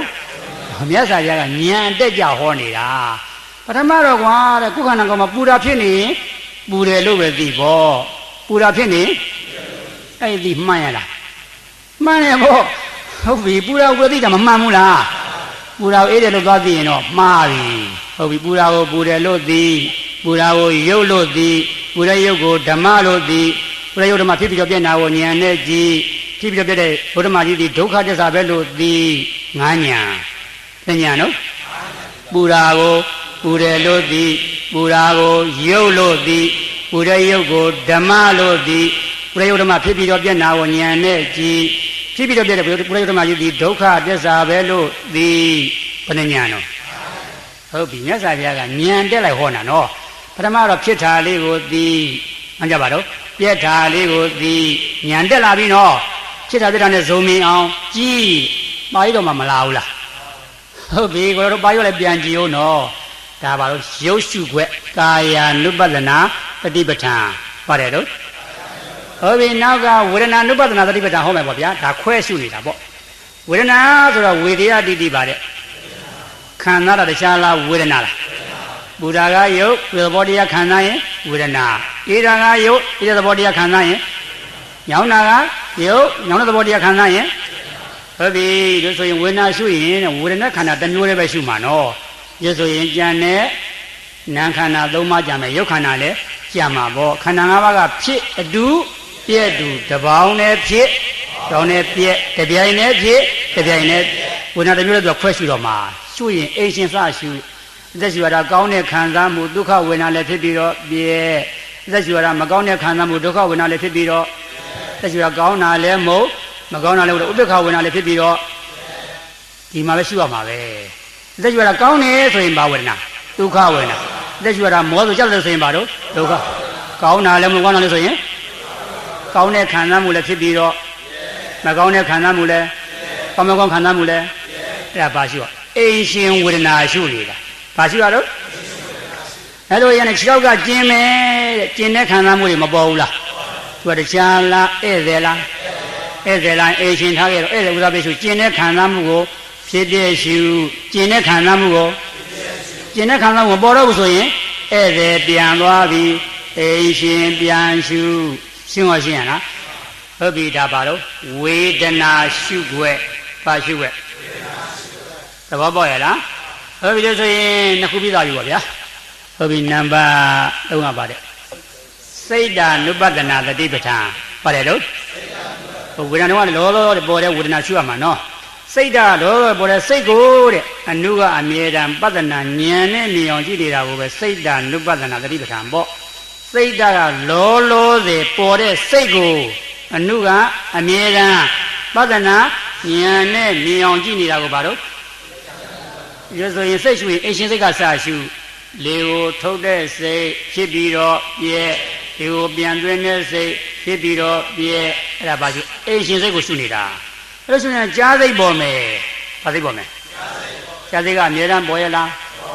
တစ်ခါတည်းပေါ်တော့သူကတခြားလားဧည့်သည်လားဧည့်သည်လားဧည့်သည်ဥစ္စာပြီးကြားစိတ်ကိုဖြစ်ဖြစ်ရှုကြားစိတ်ကိုကြားစိတ်မပေါ်တော့ရင် ဧည့်သည်ပြန်သွားပြီအိမ်ရှင်ပြန်ရှုလေကိုထုတ်တဲ့စိတ်ဖြစ်ပြီးတော့ပြဲလေကိုပြန်ပြီးတော့သွင်းတဲ့စိတ်ဖြစ်ပြီးတော့အဲ့ဒါဘာရှုစိတ်ဓာနုပဒနာသဘောပေါက်တယ်နော်စိတ်ဓာနုပဒနာကိုတော်တို့ကအိမ်မှာကြောင်းမှာပေါ့ကိုတော်ကြောင်းမှာမိသားကြောင်းမှာတန်ဃာတော်၅ပါးဝိုင်းဖက်စကားပြောနေတယ်ပေါ့ကျောင်းမှာရှိတဲ့နော်အာဘာတိကယဟန်၅ပါးစကားပြောနေတာပေါ့အဲ့လိုပြောနေတော့အာဂန္တုကလာမယ်ဆိုရင်ဒီစကားပြောတာခဏဖြတ်ထားတယ်မလားအာဂန္တုဥစ္စာပြေရှင်ဘုရားဘာကိစ္စရှိလဲဘုရားဘယ်လိုဖြစ်နေလဲဘုရားမမေးရဘူးလားဟုတ်ပြီဧည့်သည်ဥစ္စာပေးရတာမလားဟုတ်ပြီဧည့်သည်ပြန်သွားတော့ပါတော့ခုန၅ပါးပြန်ပြီးတော့စကားပြောအောင်ပေါ့မှန်အဲ့ဒီတိုင်းပဲမှန်လားစရှိတော့ဘာစရှိအိမ်ရှင်နဲ့ဧည့်သည်လာရင်ဧည့်သည်ပြန်သွားရင်ဟုတ်ပြီဆိုရင်ကာယ ानु ပဒနာသတိပဋ္ဌာန်ဝေဒနာ ानु ပဒနာသတိပဋ္ဌာန်ဟုတ်ပြီဒီကဓမ္မ ानु ပဒနာသတိပဋ္ဌာန်ပါတယ်လို့ဟုတ်ပြီဓမ္မ ानु ပဒနာသတိပဋ္ဌာန်ကျတော့ဓမ္မကလောလောဆယ်ပေါ်တဲ့ဓမ္မကိုအနုကအမြဲတမ်းပဒနာဉာဏ်နဲ့မြင်အောင်ကြည့်နေတာဓမ္မ ानु ပဒနာသတိပဋ္ဌာန်ပေါ့သူဆိုရင်လည်းအရှင်ကစရှုသူကရုပ်လို့နာမမတတ်ဘူးဝေဒနာလို့နာမမတတ်ဘူးစိတ်လို့နာမမတတ်ဘူးပေါ်ခြင်းရပေါ်ဓမ္မပေါ်ခြင်းရပေါ်ဖြစ်ခြင်းရဖြစ်ဟုတ်ပြီထွက်လေရလဲဓမ္မဝင်လေရလဲဓမ္မထွက်လေဓမ္မလည်းဖြစ်ပြီးတော့ပြည့်ဝင်လေဓမ္မလည်းဖြစ်ပြီးတော့အဲ့ဒါဘာရှုရလဲအိရှင်ဓမ္မကိုရှုနေတာဘာရှုနေတာအဲ့လိုရှိရနေပြီးတော့ခြေထောက်ကနေပြီးတော့ထုံးမယ်ထုံတာတရားလားဓမ္မလားရုပ်လို့မပြောဘူးနော်ဟုတ်ပြီထုံတာဓမ္မကထုံတဲ့ဓမ္မတရားလားဧည့်သည်ဓမ္မလား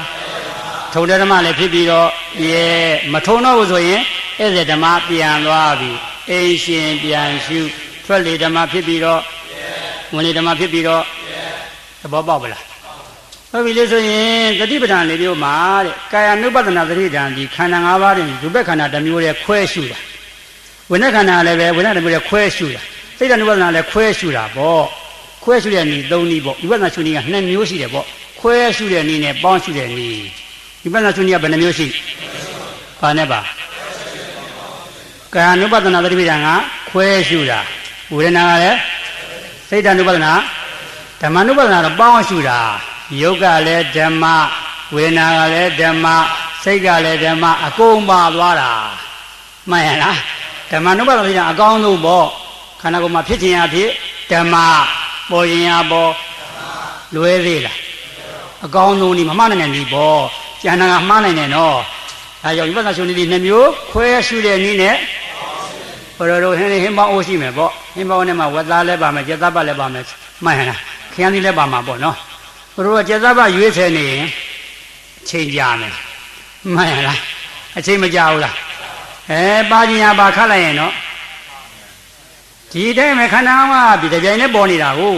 ဘယ်လိုရုပ်ခွဲရှုနေဟောဒါရုပ်လားဝေဒနာလားဝေဖန်ရအောင်မှာဝေဖန်နေဉာဏ်ကနောက်ကျကိလေသာရှေ့ရောက်သွားပြီဉာဏ်ကကိလေသာဘယ်ဖြစ်ခြင်းအဖြစ်ဓမ္မဟာဉာဏ်ကဘာလို့ရှေ့ရောက်ကိလေသာကမကောင်းဘူးလားဘယ်နည်းကကောင်းဓမ္မ ानु ပဒနာသတိပဋ္ဌာန်ပါတယ်တော့ဘုရားတို့ဒါအဓိကမိမ့်မယ်အဓိကမိမ့်သင်ပြလိုက်တာသတိပဋ္ဌာန်၄မျိုးလုံးပါသွားတယ်သဘောပေါက်ရလားဝိပဿနာရှုနည်းဘယ်နှမျိုးရှိဘာနဲ့ပါတယ်ခွဲရှုရဲ့နည်းနဲ့ခွဲရှုရဲ့နည်းကဘယ်နှနည်းရှိကာယ ानु ပဒနာရုပ်ခွဲရှုတယ်ဝေဒနာခွဲရှုတယ်စိတ်ခွဲရှုတယ်ဟုတ်ပြီခွဲရှုနေပေါင်းရှုနေဘယ်နည်းကကောင်းပေါ်ခြင်းအပေါ်ဓမ္မလို့ပြောလဲရတယ်ခန္ဓာလို့ပြောလဲပေါ်ခြင်းအပေါ်ခန္ဓာဖြစ်ခြင်းအဖြစ်ခန္ဓာပူတာလဲခန္ဓာအေးတာလဲညောင်းတာလဲမလွဲတော့ဘူးမြင်တာလဲခန္ဓာကြားတာလဲခန္ဓာမလွဲဘူးမလွဲနိုင်တော့ဘူးရှင်းရလားဟုတ်ပြီအဲ့တော့ဒါရှုခွင့်ရှုခွင့်ပါရမယ်လို့ဆိုတော့စုံသွားပြီပေါ့ဗျာနံပါတ်5ပြီးသွားပြီနံပါတ်6သွားမယ်နံပါတ်6ကပါတဲ့ဟာကြောင့်သစ္စာဆက်ရမှာလေလို့မေးကြရရှိတာပေါ့ဗျာနော်ကိုတို့တပည့်တို့ဘုရားကသတ္တာရိသစ္စာနိဘုဇ္ဇတိတိဟိုတော့သစ္စာ၄ပါးသိလို့ဘုရားဖြစ်တာသိရတခြားလားဉာဏ်လားဟောသစ္စာသိတဲ့ဉာဏ်ကိလို့ဘုရားဖြစ်တာပဲဘုရားဆိုတခြားလားဉာဏ်လားဒါကြောင့်သစ္စာသိတဲ့ဉာဏ်ပါတယ်တော့ဒီလိုဆိုရင်တပည့်တို့ကဉာဏ်ဘုရားကိုယ်ွယ်တဲ့ဝါဒပေါ့ဘာဘုရားကိုယ်ွယ် ဗုဒ္ဓဘာသာဗုဒ္ဓကသစ္စာသိတဲ့ဉာဏ်ဘာသာကစကားပြောမှာပေါ့ဉာဏ်စကားပြောတဲ့ဝါဒဉာဏ်ဘုရားကိုယ်ွယ်တဲ့ဝါဒဉာဏ်ဥစားပေးတဲ့ဝါဒပေါ့ဉာဏ်ကတခြားလားမက်ကသစ္စာလားဟောမက်ကသစ္စာကိုယ်မှနိဗ္ဗာန်ရမှာပေါ့ရှင်းပြီနော်ကိုလိုရှင်းအောင်လို့ဒါတရားတော်မေးဘာကြရကဲရွှေတကုံဘုရားနဲ့ကိုလိုတို့၆တော်ကြီးဘုရားဘယ်ဘုရားတကူကြီးတော့မျက်စိလဲသွားမယ်ATP သောဘဝအရဟံကလည်းဉာဏ်မယ်သမဏဗုဒ္ဓကလည်းဘုရားဝတ္တချာလားဉာဏ်လားဘုရားဘာသာတွေကဘာကိုယ်ပဲကျန်တဲ့ဘာသာပြောတယ်ဘုရားဘာသာတွေကကွာရုပ်ထုတွေကိုယ်ရတာတဲ့ဘာကိုယ်ပဲကျေးစင်းသူကြောက်ချင်းသူမှန်လားဝတ္တချာလားရုပ်လားရုပ်ကဘာတစ္ဆာဘာကိုယ်ရဟာသွားတော့မလွဲတော့မယ်ကိုယ်ရမှာမေဃတစ္ဆာကိုယ်ရမှာနော်ဉာဏ်ကမှမေဃတစ္ဆာဟုတ်ပြီတချို့ဆိုရုပ်ထုကိုယ်ရတာမဟုတ်ဘူးနော်ဉာဏ်ကိန်းနဲ့ပြောဆိုဒီပုံစံရှိတယ်လို့ဖျားဆင်းသူကိုထားတာပေါ့ကိုယ်ဝယ်တာတခြားလားဉာဏ်လားဉာဏ်တခြားလားမက်ကတစ္ဆာလားရှင်းအောင်လို့ဒါကိုတို့တပည့်ရောမြတ်ဓမ္မစီအောင်တပုတ်နှစ်ပုတ်အောင်လည်းမသိသေးဘူးမှန်လားဟိုဘုရားတကူကြီးရဆိုသွားပြန်ပြီဆူတောင်းပြီဆိုတော့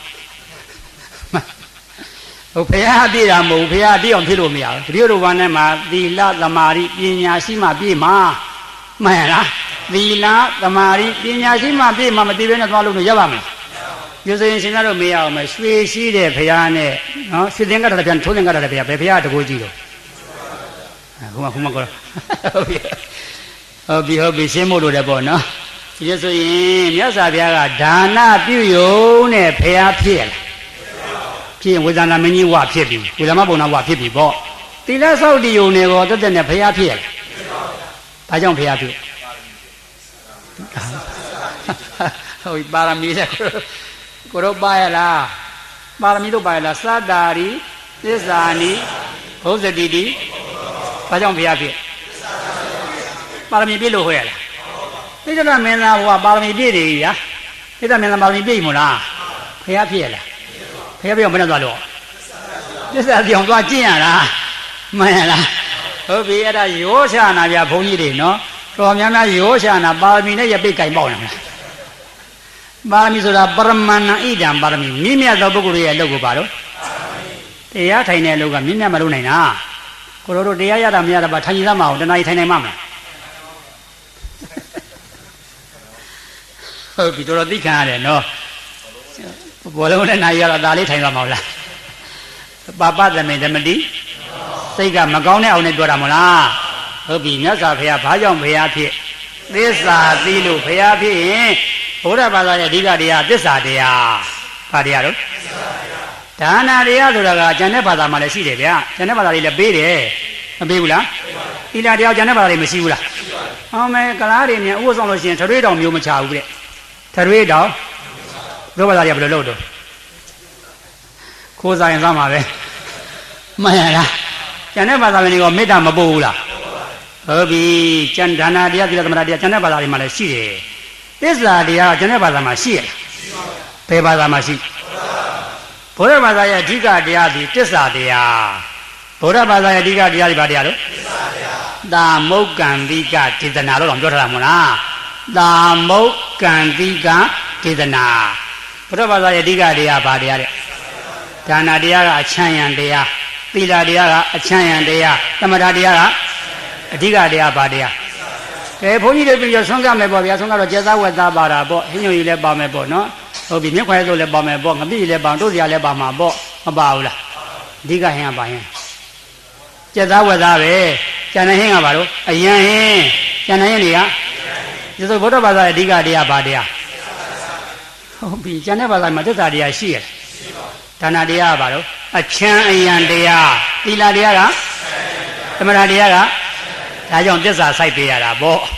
ရှင်းမရှင်းရလားသစ္စာမစိုက်ရင်တရားအုပ်ခေါင်းမဆုံးဘူးသစ္စာမစိုက်ရင်ဘုရားတို့တတိပဋ္ဌာန်တခါမှလည်းကြီးလိုက်မှန်ရလားပါတယ်သစ္စာမှ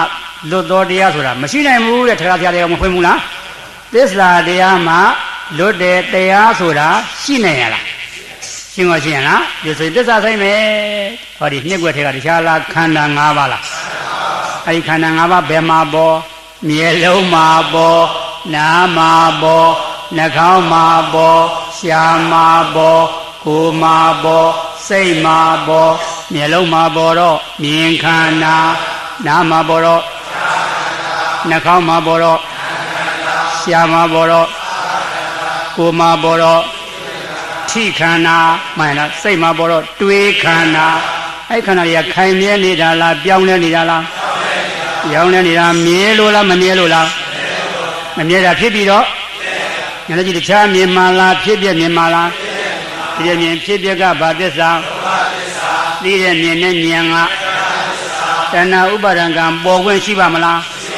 သိတဲ့သဘောမဆောင်ဘူးလားသိတာကဘာသစ္စာအကြောင်းရှိမှအကျိုးဖြစ်မှာပေါ့အကြောင်းချုပ်တော့ကျိုးချုပ်တော့နောင်ဇာတိနောင်ခန္ဓာလာပြီလားခန္ဓာဏိရောဓနိဗ္ဗာန်နောင်ခန္ဓာမလာတာကဏိရောဓသစ္စာနောင်ခန္ဓာမလာတာကဖြစ်ပြမြင်ဖြစ်ပြကဘာသစ္စာသိတဲ့မြင်တဲ့ဉာဏ်ကသိသွားတာကနောင်ခန္ဓာမလာတာကသစ္စာ၄ချက်လဲစိုက်ပြီးချိန်လဲသိရတဲ့ကြောင့်သာဓုခေါ်ပြီးတော့တော်ကြအောင်လို့သာဓုသာဓုသာအလုံးကျမ်းမာ၍ချမ်းသာကြပါစေ